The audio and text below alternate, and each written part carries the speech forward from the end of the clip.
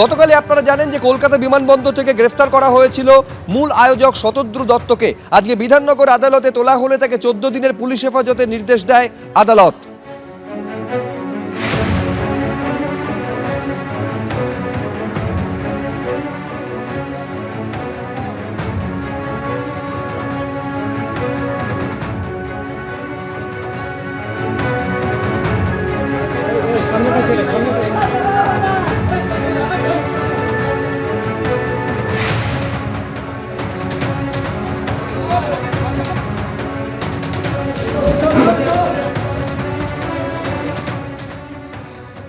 শতদ্রু দত্তকে গ্রেপ্তার করার পর তাকে আদালতে পেশ করে নিজেদের হেফাজতে চায় পুলিশ, এবং আজকে আদালতে যে শুনানি, সেই শুনানি পর্ব শেষ হয়েছে। শতদ্রু দত্তকে 14 দিনের জন্য পুলিশ হেফাজতে নির্দেশ দিয়েছে বিধাননগর মহকুমা আদালতের বিচারক।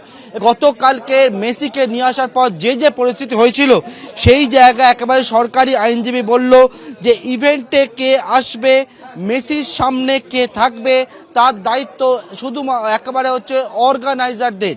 এবং সেক্ষেত্রে যখন মেসি এসে পৌঁছায়, সেখানে যেরকম পরিস্থিতি তৈরি হয়েছিল যে মেসিকে দর্শক আসন থেকে কেউ দেখতে পাচ্ছিলেন না, এবং সেক্ষেত্রে ঢোকার পর কোনো রকম কোনো পরিকল্পনা, অর্থাৎ মাঠে যখন লিওনেল মেসি প্রবেশ করে তারপর ঢোকার পর কোনো রকম কোনো পরিকল্পনা ছিল না।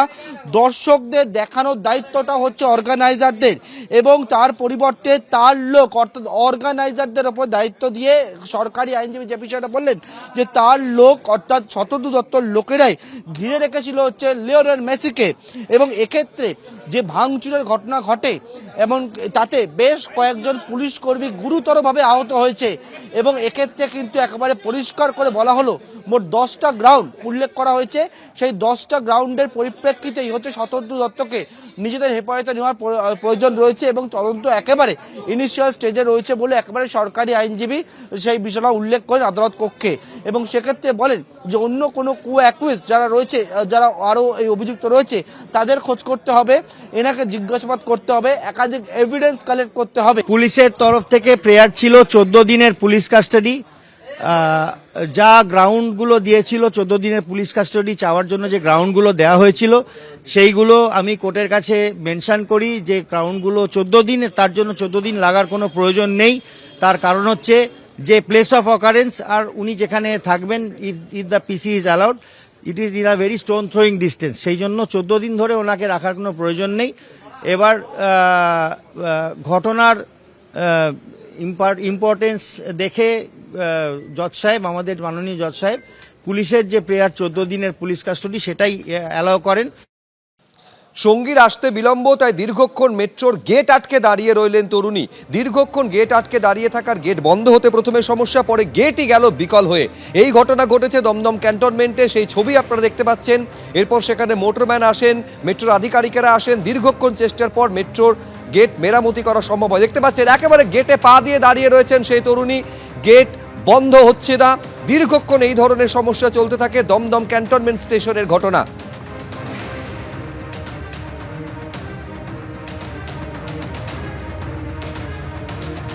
গতকাল যুব ভারতী ক্রীড়াঙ্গনে যে বিশৃঙ্খল পরিস্থিতি সৃষ্টি হয়েছিল, তার জন্য সরাসরি শাসক দলকে কাঠগড়ায় তুললেন আজ বিরোধী দলনেতা।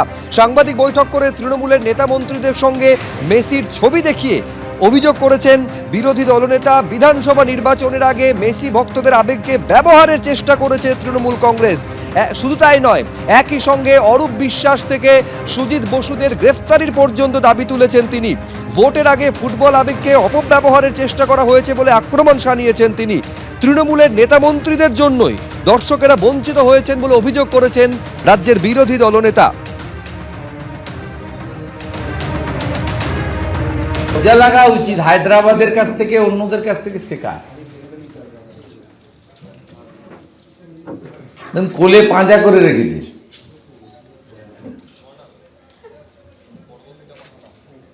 এটাকে শুধু বরখাস্ত নয়, এটাকে জেলে পড়েনি কেন এখনো?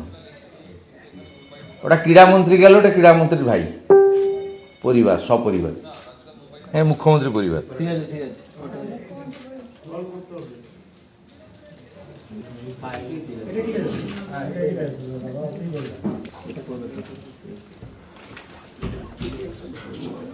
বড় বড় কথা বলেন। সোশ্যাল মিডিয়া পোস্ট করেন, বড় বড় কথা বলেন, চিবিয়ে চিবিয়ে কথা বলেন। এই হনু কত টাকা দিয়েছে?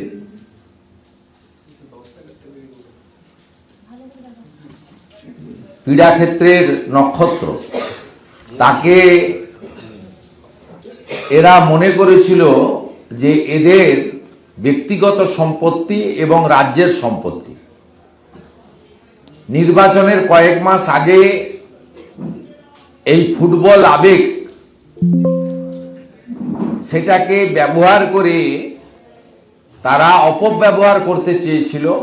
মেসি 20 মিনিট থেকে চলে যেতে বাধ্য হলেন অরূপ বিশ্বাস এবং মুখ্যমন্ত্রীর পরিবার, অরূপ বিশ্বাস এবং সুজিত বসুর পরিবারের অত্যাচারে। এবং সকল যারা নির্বাচনের সময় তৃণমূলের প্রচার করে, সেই টলিউডের কিছু লোকজন তারা কুক্ষিগত করে রেখেছিলেন। তারে বিক্রি করেছিলেন কেন টিকিট? 5,000 থেকে 14,900 পর্যন্ত। কেন এদেরকে টিকিট বিক্রি করেছিলেন? আপনারা তো কোনো 5 স্টার হোটেলে আপনাদের এই বড় লোকদের এবং মুখ্যমন্ত্রীর ঘনিষ্ঠ লোকেদের ডেকে নিয়ে গিয়ে একটা টি পার্টি করে ছবি সেশন, ফটো সেশন করে দিতে পারতেন। আপনি কেন পশ্চিমবাংলার এত যুবকের ইমোশন নিয়ে খেলবেন? এই লোক ইনকাম গ্রুপের লোকের কাছ থেকে স্ন্যাচ করলেন, চিট করলেন। মমতা চিটার, অরূপ বিশ্বাস কালেক্টর, সুজিত বোস ডাকাত, শতদ্রু ব্রোকার। এবিপি আনন্দ, এগিয়ে থাকে, এগিয়ে রাখে।